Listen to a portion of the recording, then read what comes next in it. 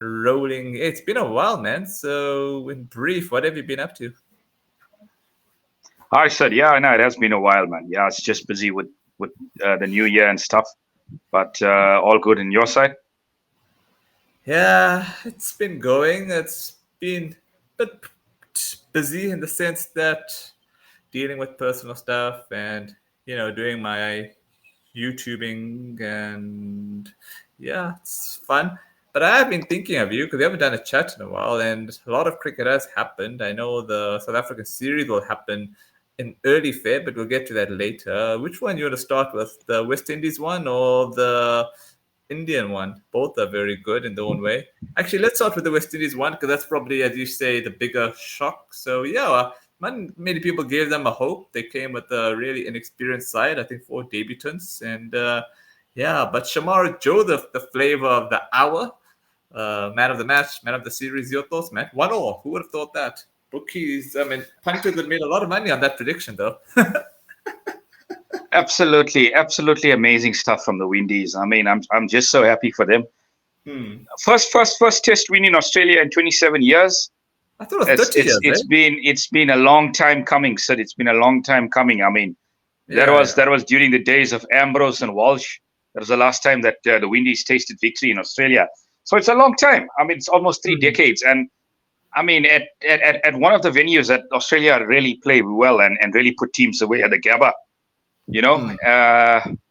could be one of the fortunate, venues in Australia. I mean, along with, I'd say, the MCG and Perth as well. But fantastic performance from the Windies. I mean, that bowling performance from Joseph, it's one for the ages. I mean, if you just look at those scores, I mean, 7 wickets. I mean, he was bowling with an injury. You know, he had a Hmm. torn foot and he had that strapped up and just ran in and bowled fast and accurate and troubled Australia. And anything over 200 is tricky on in the fourth innings. So it's proven. It's Yeah. proven so many times. So anything over 200 in the fourth innings is absolutely tricky. And the Windies just had enough in the tank. And 8-run win.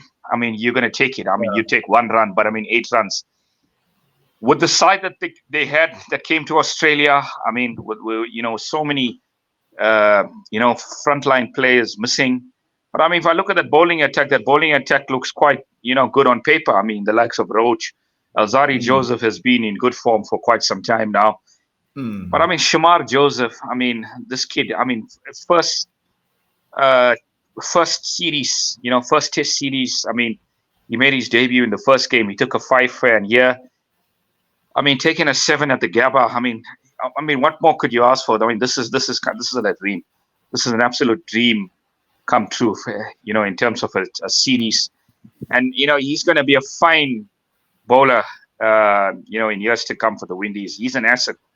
He's an absolute asset for them. I mean, this Australian lineup. I mean, although they're missing Warner through retirement, but I mean, it's still quite a formidable batting lineup. Hmm. Sid and Yeah, yeah. I mean, this is one of the biggest. This is probably the biggest result in cricket. Yeah. This year so Yeah. far, and I'm Hmm. not sure if anything else can match this. You Yeah. know, this is unbelievable, absolutely unbelievable. Game of cricket. I mean, they hung in there. Yeah. Posting 311, and then yesterday as well. I mean, I really thought they threw the advantage away because they looked pretty good, and then after the dinner break, things just fell apart for them. But I mean, Yeah. in the back of my mind, 200, it's always tricky in the fourth innings, and it proved. Yeah. So I Yeah. mean, unbelievable win, unbelievable win. I mean, I'm sure social media has gone crazy Hmm. uh, Hmm. with this result. I mean, I'm Lara was in the commentary box. Yeah. At the stadium, and he went crazy. I mean, he was so proud. I mean, Hmm. everybody can be proud. Everybody can be proud in the Caribbean of Of of course. this performance, and it's a good result for world cricket as well. Because I mean, I think for too long they've always been that gap between the top four and the rest of the nations. And I mean, Windies, they had such a horrendous 2020 2023. I mean, missing out on all World Cup qualification. I mean, that was disappointing. Yeah. It was horrendous for them last year. But I mean, this will give them so much of confidence. And obviously, I mean, I hope this galvanizes them. I hope the pitches improve in the Caribbean as well. I hope this result, gets more people involved in Test cricket in the Caribbean. We need more people. You need a bigger pool of players because I mean, to win in Australia and to win the Gabba, I mean, it doesn't get any bigger than this. Eh? Yeah, man. I was just gonna mention, it's like, do you feel that even though this is very big for West Indies and all that, but do you feel that Australia's game style has become a bit archaic in the sense that if you remember the days of Steve Waugh, Ricky Ponting, their way of batting used to be much more positive. Now it's become a bit conservative. Like even in that Ashes, they were playing a bit of a conservative brand. So I don't know if that's let them come a bit unstuck. But of course, I mean, West Indies are very competitive in this series, and that's very good to see. I mean, even Pakistan too, at times were really competitive, and had they not dropped catches for fun, that could have also been a really tight series. So I'm happy that West Indies fielded very well in this series, and I think, as Pat Cummins said, it was a fair result, 1-1. So it would have been nice had there been a 3 test, but you know how it is. So I think that's pretty much what I want to put it down to. I think 1-1 is fair. Yeah, I mean, if you look at that Pakistan series, that 3-0 scoreline was very flattering because I thought Pakistan, they did compete pretty well in some of those games. I mean, especially at Melbourne and Sydney. And then they obviously capitulated, towards the end, and Australia won the big moments. But I do agree with you. I think there's a bit of fragility in this Australian batting lineup. I feel they lack in that solid, anchor that can obviously take the game deep and stuff. There's a lot of players that obviously come in there and they can kind of whack it around. But even with that top order, I mean, I'm not convinced Steve Smith is the right man at top of the order. I mean, although he did make a score, but I'm not convinced with that. So I do feel there's a bit of fragility there, and finally a team has exposed it. I mean, Pakistan. I mean, if it wasn't for their woeful fielding, I mean, who knows what could have happened in that series? They probably could have won that series. It's just the fielding was so woeful from Pakistan. I mean, dropping catches, dropping sitters, I would say. And yeah, I mean, it was pretty flattering for me. It was quite disappointing as well. The way Pakistan, allowed Australia, I would say, to come back into those games, especially at the one at Melbourne, I would say, Yeah, I mean, 50 plus runs losing by. I mean, you only had your chances, and you didn't take it. And it's Sydney. I mean, Sydney as well. I mean, you held the advantage after the first innings, but again, you couldn't capitalize. And all they needed to get was about a 200 plus lead, and who knows what could have happened. But I do think Australia are going to miss David Warner in years to come, Sid, especially in home tests. I do feel this is an opening for a lot of teams that can go there with good bowling lineups. To cause them a lot of problems. So it'll be very interesting. I mean, this year when India toured there, I mean, we know what a good record India have had in times in Australia, and I think years to come, South Africa and England will also fancy their chances in Australia. So I mean, this could be a start of things to come. Eh? You never know. Yeah. Okay.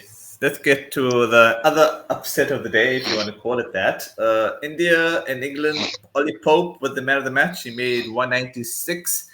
And my theory is that credit to England for baseball, but I feel that India's approach in the second inning was really not up to the mark. I felt it was a bit timid in the sense that if you looked how they batted in the first innings, where they played Indian version of baseball, they played like outdated cricket. I don't know if you agree with me or not. Yeah, I do agree with you in the sense that, look, where this game was lost was probably yesterday in the bowling. Okay. I think, India, having England 5 down, and then, I mean, that partnership, let's be honest, between Foakes and Pope really, really brought England back into this game. England were well behind this game. I mean, if you were watching this test match after the first 2 days, I mean, India were in complete control. I mean, bowling England out for 246, and then I mean, I would say piling on the runs in 430, and I mean, we never saw any other result besides an Indian win. But I mean, this is one of the great Test match innings by an overseas batter.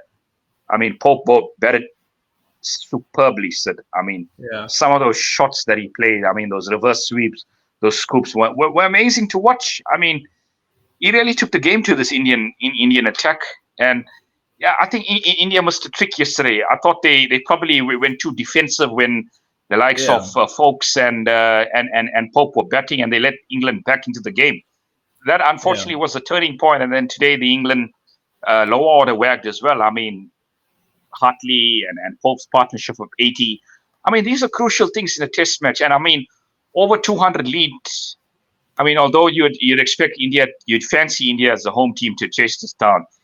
This is a very iffy total, Sid. I mean, anything over 200 is very iffy in the fourth innings, and especially in India where the pitch is deteriorating. And I mean, what a performance! What a comeback from England! Fantastic. Back to the drawing board for India. I feel there were a few players that underperformed in this Test match. I mean, especially Gill. I mean, he was really found wanting in this Test match. Very, very soft dismissal in the second innings as well. I think you just needed to be a little bit more responsible. After losing the first wicket, build a partnership with your captain. Yeah, but I mean, credit to England. I mean, they were superb. They were superb today. I mean, the fields that Ben Stokes set were quite attacking. I mean, it exploited a bit of weakness in this Indian batting lineup. I mean, let's be honest. Gill and Iyer, I mean, still question marks, on them. So, I mean, who knows? Who knows who's going to come into the next Test match? Probably, I do think there should be a few changes, Sid. I really do think there should be a few changes, especially with Gill. I mean, he's had his chances. He didn't have a very good tour for South Africa as well. He struggled. I mean, a lot of Indian batters struggle in South Africa, but I mean, but it hasn't been a good. Well, I mean, there's a lot of talks about Pujara coming back into the lineup because he scored quite big in the Ranji Trophy. So, I mean, Pujara wouldn't be a bad option, and I mean, he adds that bit of stability and steel to this Indian batting lineup as well. So, yeah, I wouldn't be surprised if Gill is dropped for the next game, eh? Well, you could have Rahane. I think Rahane's got a better record than Pujara in India, or they have same record. Look, I think Pujara's got a good record against England. So I would think they would probably bring in, and obviously Cody would return but for the third Test. Third Test. So hopefully India's not 2-0 down by then. That'd be pretty embarrassing. Yeah, absolutely. And I mean, just goes to show the value of the great man. I mean, they did miss the great man in the series. I mean, especially in this Test match. I mean, it just goes to show the value of a player like Kohli in this lineup. He was so missed in this lineup because I think he could have played that anchor role and batted throughout. And I mean, he's such a master at chasing. So I mean, yeah, he was really missed in this Test match. And credit to England. Hey, I mean, that attacking approach in that second innings paid dividends. And I mean, when one of your batters scored 196, I mean, thoroughly deserving, in the sense of man of the match. And I think as a team, you should go on and try and win the Test match. If one of your batters can get you 196, I mean, that's more than enough to win a Test match, sir. I mean, so yeah, I mean, fantastic performance from England. I mean, I would say they bossed day 3 and day 4. India did win the first 2 days, let's be honest. But I mean, day 3 and day 4 has got to go to England and one of the great comebacks in Test match cricket. I mean, you don't see a lot of times where a team. You don't see a lot of times when a team posts 400 and ends up losing the game, and in the first innings. So, I think back to the drawing board for India. But I mean, it's 5 tests, so I mean, there's every chance that they can bounce back in the next game as well. Definitely. I was just thinking, like West Indies, this English attack without Leach. Oh no, I think but Leach did bowl. Actually, I think Leach was injured, but then he came back to bowl. So actually, it was okay. Actually, I thought But the debutant Hartle really surprised. Hartley, he really bowled with a lot of heart. 7 wickets. Yeah, absolutely. And I Yeah, mean, if the yeah. pitch is turning in the next game as well, I mean, England do have the options. I mean, Leach probably might not play the next game because of this hamstring, and there is another kid on the bench uh, by the name Bashir. of Bashir. Yeah, Shoaib Bashir. He So he was, could. I think he was supposed to play, but then the visa problem. I Yeah, think they only resolved it just yeah, after the match yeah, started. So, absolutely. So he probably should. He probably Mm, would come into the game, and I mm, mean, Rooty bowled well as well. yeah, Root did bowl well. So, I mean, if you look at this England attack, I mean, they do have the attack to compete in India. I mean, in these spin conditions, I mm. mean, their fast bowlers really didn't do much, but they weren't really needed to do much. So I think it's all Yeah, about scoring the runs on the board, and yeah. they can challenge this Indian team. I think Mm, it's all to play for now for India. They've got to go back to the drawing board and see how they can yeah, change things around. But I mean, what can I say? It's a day of upsets, and another yeah. upset that took place today was the Proteas women's team that beat Australia for the first time in Okay. in cricket. I mean, the T20. I mean, they won the first T20 in Australia. So I mean, it's been a strange day. It's been a day for the underdog. I mean, I don't however mind. way you look at it, I mean, Two amazing, out of three. amazing. 2 out of 3. I'll take that. 3 out of 3, 3 out of 3, I would say. Yeah, 2 out of 3. No, I mean, yeah, no. What I meant is like I accept the 2 out of 3. The third one is a bit more not nice to see. What are your thoughts on this pitch? I know we like talking about pitches, especially me. No, actually, I don't. I find it a bit irritating. But no, but this pitch was a bit. It was probably one of the better Indian pitches I saw. I'm sure the Indian groundsmen are going to get a bigger stiff warning up the next matches because this pitch hardly did anything radical. I thought it was a fair pitch, eh? I don't know what Kevin Peterson was smoking, saying it was a day 3 pitch on the first day. I thought it was a fair pitch, man. Right. Yeah, no, man. I agree with you. I think this was one of the better pitches. Hey, I mean, it I mean, for a game to go right out to day 4, probably could have gone to day 5. I mean, this is what you want from a test match wicket, Sid. I mean, you Hmm. want the game to go the distance, and Hmm. I mean that's what happened. It did go the distance. So Hmm. I think the groundsman should be given a pat on the back for producing such a good test wicket. I mean, we saw Yeah. runs, we saw wickets. I mean, Yeah. if you gutsed it out there, there were runs to be scored, you know. Yeah. And I don't think there were too many demons in this wicket. Yeah. Obviously, the wear and Yeah. tear, Yeah. it's obviously going to come into effect Yeah. especially in pitches in Asia. So, I mean, Yeah. that was the normal wear and tear of a wicket. But I think Yeah. the wicket held beautifully for 4 days. It was one of the better Test match wickets, definitely. Yeah. Yeah. But I bet you the other 4 pitches are going to get a little more radical because you know how it is in India. You know how it is. I remember Chennai, right?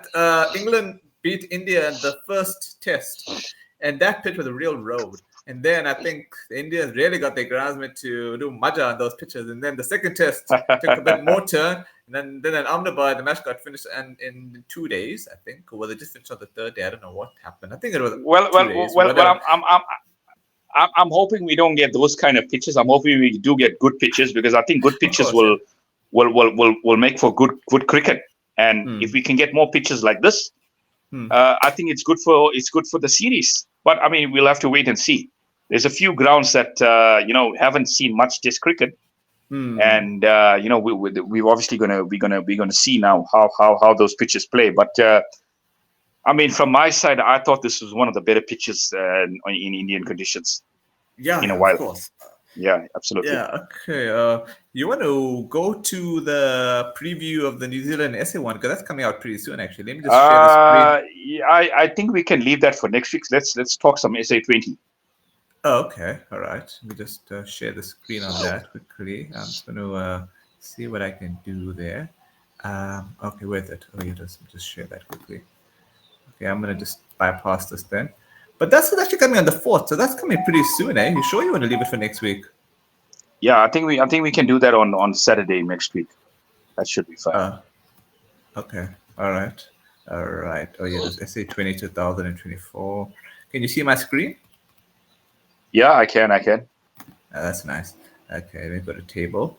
Oh, yeah, it is. Oh, look. Look at the top of the pops. Yeah. Durban Super Giants are number 1 on the table. I knew it. Avish Maharaj is such a good captain, and that's why I wanted him to be captain from the first season. But anyway, that's over in the past. Paul Roller, number 2. That's odd. Mumbai started well in the competition, but then our second last. Hey, they're doing kachra, hey? Second last. And Joburg City Kings surprised me. They're very disappointing this year. They've only won one match. And Pretoria Capital, they've also surprised me. They fourth. And in the Pretty Girls team, Sunrisers, they're number 3. So they've also bounced back quite beautifully. So I think the way I look at it, Avish, is you might have Durban in the finals, and you might have the Pretty Girls team, Sunrisers against Durban in the finals. What do you think? Yeah, I mean, when we were previewing this tournament a couple of weeks ago, I did say that I give DSG a chance to actually make the playoffs this year, because I look at the composition of the side. It looks a lot better. I was a bit surprised that they let Puran go after the first 3 games, because I thought, he was so important in those early wins. Him and Klaassen were superb in those early wins. But what has impressed me about this team, Sid, is as the way they've been bowling. The way they've defended scores has been amazing. I think the 2 Afghans that came into the side, Noor and Naveen, I think they've added a lot of stability to this bowling lineup. Yeah. And Topley has had a good tournament as well. I was a bit worried about Topley, with regards to his injuries and how we pulled out in the World Cup in Mumbai last year for England. Yeah. But he's been quite fit and he's been bowling well. And the captaincy of Keshav has been beautiful. The way he's marshaled these bowlers. Yeah. So it's looking good for DSG. And they're playing today. I can't wait for that game to start. And I think if they do win today, they're probably in the playoffs. If they win today. So definitely. Yeah, I think they're probably going to be the first team to qualify. And then Pal Royals, I did fancy this side. Hey, I told you that they do have some firepower in the likes of Butler and Jason Roy and obviously David Miller. They've been quite consistent. The last game, they obviously were between 1 and 2. They ended up losing that game. But they can still be dangerous today, hey? They can still be dangerous today for DSG. So DSG have really got to, they've really got to be on the A game to beat this side, because Butler has been quite explosive up the order. And then Sunrisers, they've kind of surprised me in a way, hey, because I didn't really give them much of a chance, because if I looked at that lineup, especially that batting lineup as well, not the most exciting. But I just want to say that a guy like Stubbs, he's really stepped up. Yeah, Stubbs has really stepped up this season. He didn't have a good season last season, but this season he's really stepped up and he's come good. Markram has been solid as well. I don't think they've had a very good opening partnership. I think Milan is probably a bit underperformed. Herman, we saw glimpses of his brilliance in one of those matches against MI. Yeah, they're looking good for a playoff. Their team, you can't write off. They're kind of a fighting side as well, eh? They won the last couple of games by 4 runs as well. So, yeah, they're hanging in there. And I think they'll be a dangerous team in the playoffs, eh? If they do get through, they will be a dangerous team in the playoffs, because they do have some variety in their bowling lineup with the likes of Bartman. What's his name? The left arm spinner Dawson. You've got Harmer there as well, with some off spin. One of the other bowlers one of the recruits from England. He starts with the W. I'm just trying to get his name. I don't know if you can just pull that name out for me. For the Sunrisers, I think he bowled quite well. Second, yeah. Can you just get that Sunrise squad for me? Sure. Yeah, but Bartman has been superb for them. Okay, Sunrise. Waddle, is it Waddle? Yeah, I think you're probably right. Yeah. Waddle has been superb as well. So they've got a very balanced attack, and obviously Aiden can obviously turn his arm as well. So look, they've got batting right up to number 7 here, number 8. Klaassen can swing the willow as well. And then I think that the most inconsistent side for me in this tournament has been MI Cape Town. So don't remind me. MI Cape Town, yeah. Ish, man, that side has become a funeral, because they started relatively well, I think, and then something just happened where they just played weirdly. Yeah, I mean, really disappointing. I mean, if you look at that batting lineup, I mean, powerful batting lineup. You got the likes of Rickleton, you've got the likes of Rassi up the order. I mean, you've got Brevis, Yeah, you've got yeah, you've got Pollard. I mean, you've got so much of talent in this lineup, and I just feel the inconsistencies of the team, and especially their fielding as well, has kind of let them down in a way. I feel they've just like fell away really, really badly in this in this competition. And I mean, it's a big tussle between them now and I'd say the likes of Pretoria Capital, Pretoria Capitals, and Joburg Super Kings will be probably the biggest disappointment I feel for this yeah, for this competition, because I mean I don't think FAF has had a good tournament, and I think last yeah. year FAF's runs really pushed them through, and obviously they're missing Kutsia as well, who's such a who is such a weapon for them, and he was such a weapon last year, and the wickets that he did take.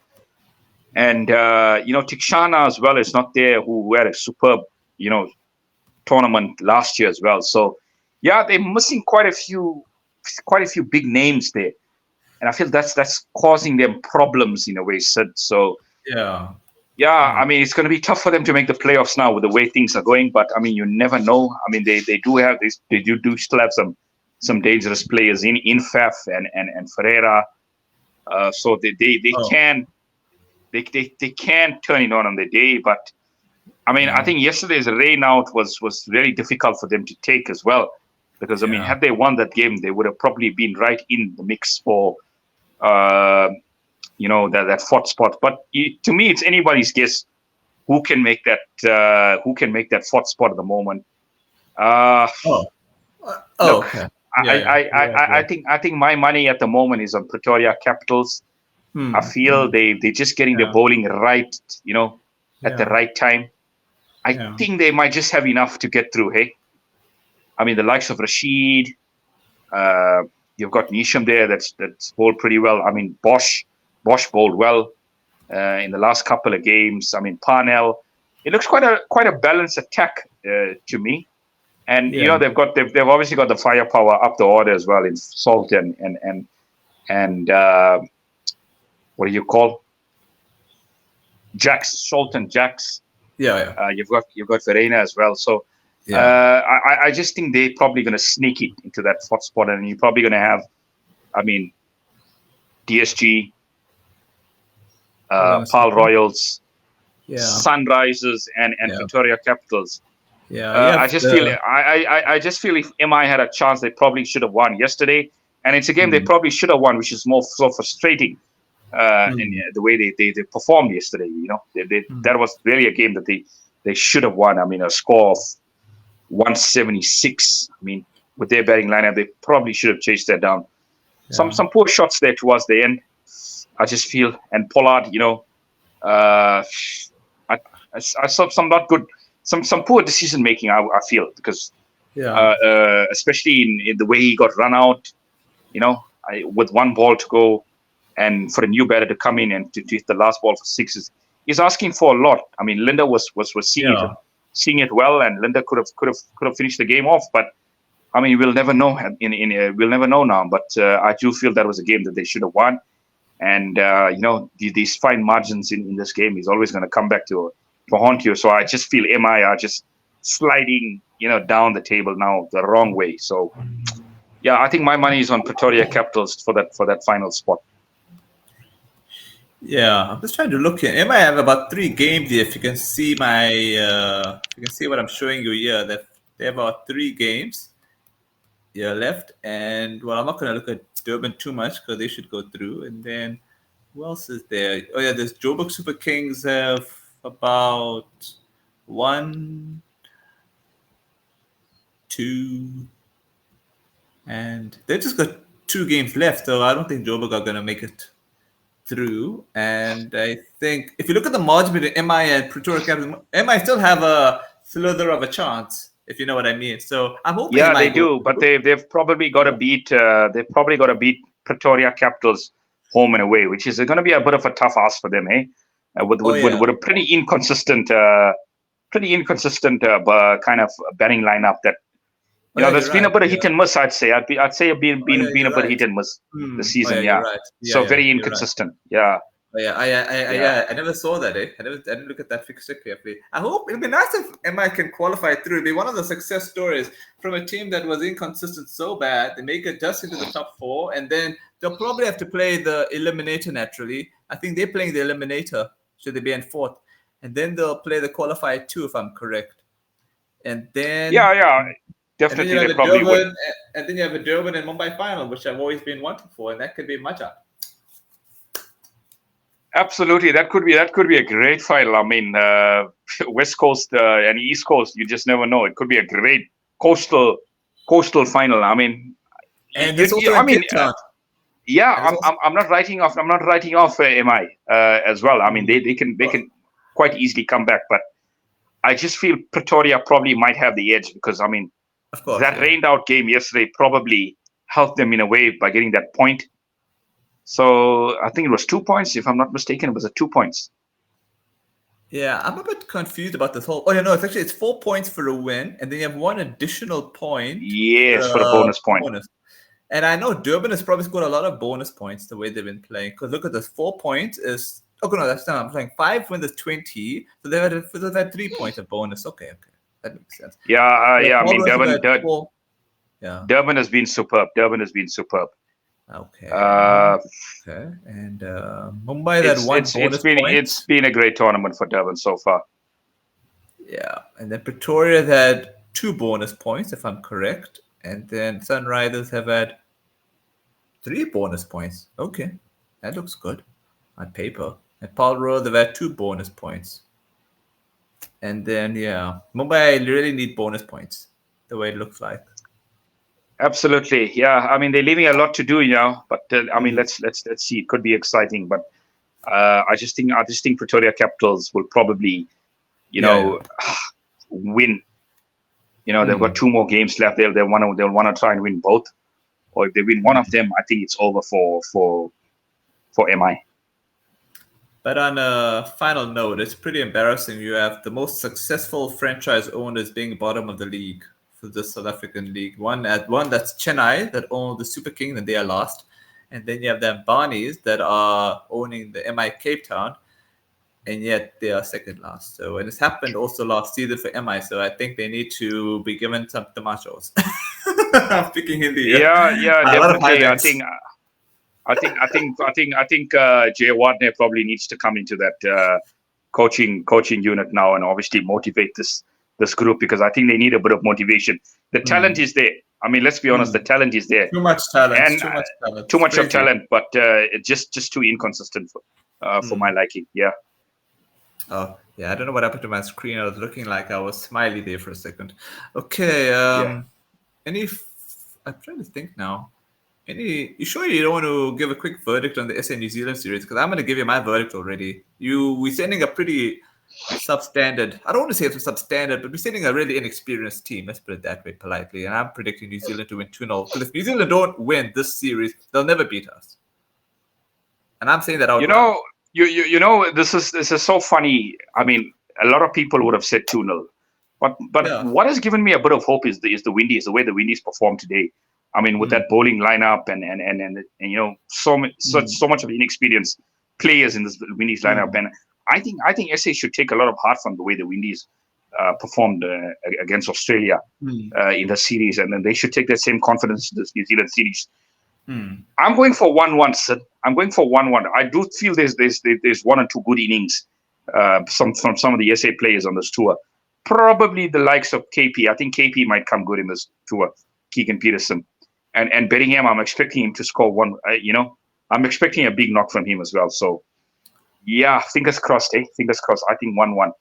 If that happens, 1-1, New Zealand should hide their face in shame and never ever play cricket again. Well, come on. New Zealand have so much experience in that time.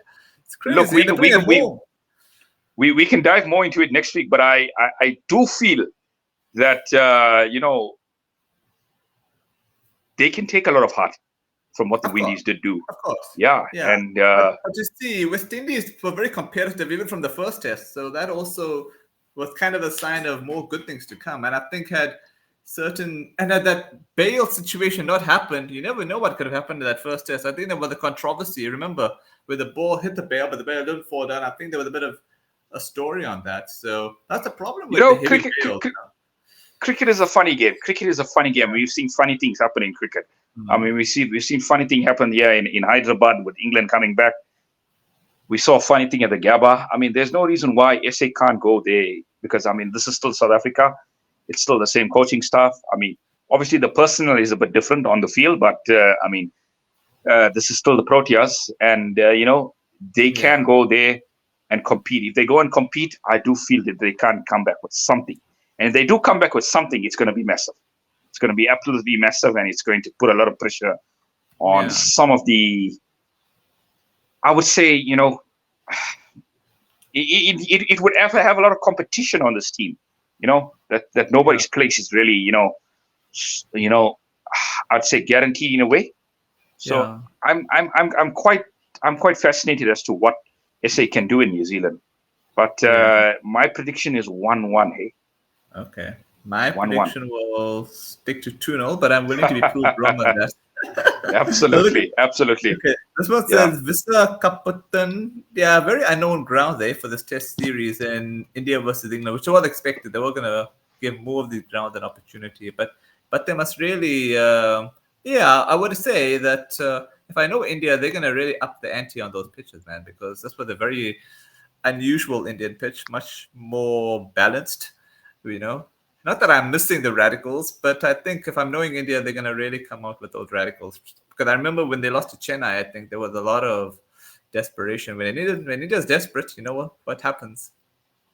Yeah, absolutely. So I mean, it's all to play for, and they got to go back to the drawing board now and really, look at that batting lineup because I think some players did underperform in this tour. I mean, in this test match, and I mean, if Pujara can come back, that would obviously bring so much of solidity to that batting lineup. So I mean, a lot of question marks for them, and they probably will try and get it right. But I mean, 4 tests to play. There's more than enough time to get back into this series. So I mean, it's still anybody's series to play for. So I mean. And India are generally slow starters. They start series very slow, and they find their way back into the series. So I mean, this is not the first time that India have started a series slow. I mean, last time that England toured there as well, they did start very slow as well. So it's nothing new. We've seen this from the Indian side, in the past. And there's no reason why they can't bounce back in the next match. Okay, I think that's pretty much a wrap. I will check you out next week then. Cheers, Sid. Enjoy the SA20, and we obviously will chat a little bit more next week. Sure, man. Cheers, man.